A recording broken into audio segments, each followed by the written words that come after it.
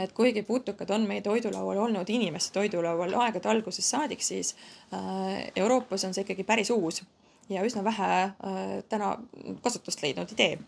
Ja võib öelda ka tunnustatud vana, sest aastatuhanded tagasi olid ka Euroopa toidulaual putukad, aga täna enam ei ole, sest meil on kõike muud nii palju saada. Kõik see tootearendus on väga-väga äge, aga lõpuks, et see ka inimesteni jõuaks, et see turustamine, ma ütlen, on veel tunduvalt keerukam ja väljakutsete rohkem kui siis see tootearenduse pool. Siis alustasime ju ka oma õega koos, meil oli oma väike katsefarm oli, aga siis suhteliselt ruttu sai ikkagi selgeks see, et ma ei ole suuteline kilgifarmerina normaalse hinnaga lõpuks neid kilge kasvatama ja seda kilgijahu tootma.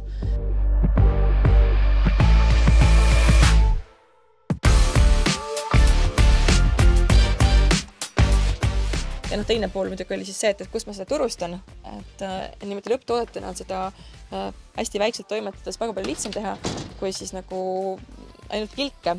Meil on siin laua peal siis kilgileivad ja kilgikrõpsukesed, aga mõte on selline, et on traditsiooniline toode on siis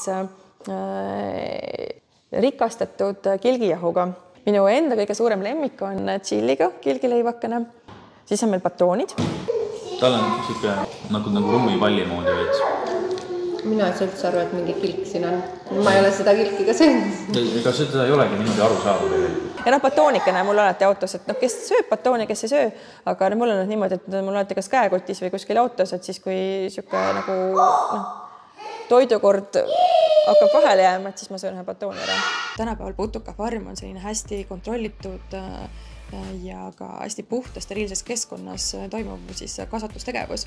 Kui iga pool mujal loomakasvatuses on ka kilkidel väga ranged reeglid, et mida peab järgima, alates looma heaolust, lõpetades siis erinevate patoloogiate ja toiduga, mis neile anda võib. Nendel kilke peal ei ole, see on ainult jahu, jah? See on ainult jahu kujul ja siin batoonikestes on samamoodi ainult jahu kujul. Siis otsustasime ka proovida turul ehedaid kilke. Esimest korda, kui ma seda kilki proovin, siis ma ikka natuke jälgin. Siuke.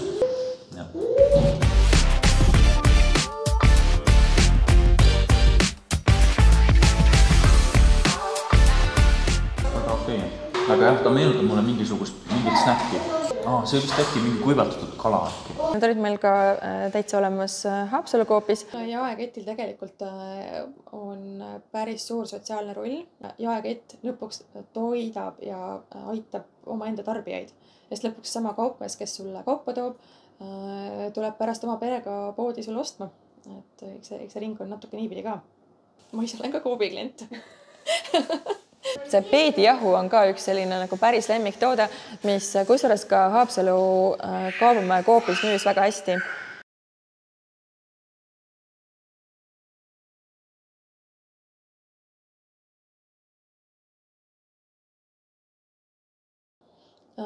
Minu suur unistus on jõuda ikkagi rohkemate inimesteni ja väga suur unistus ongi jõuda rohkematesse Coopi kauplustesse ka. Päriselt on.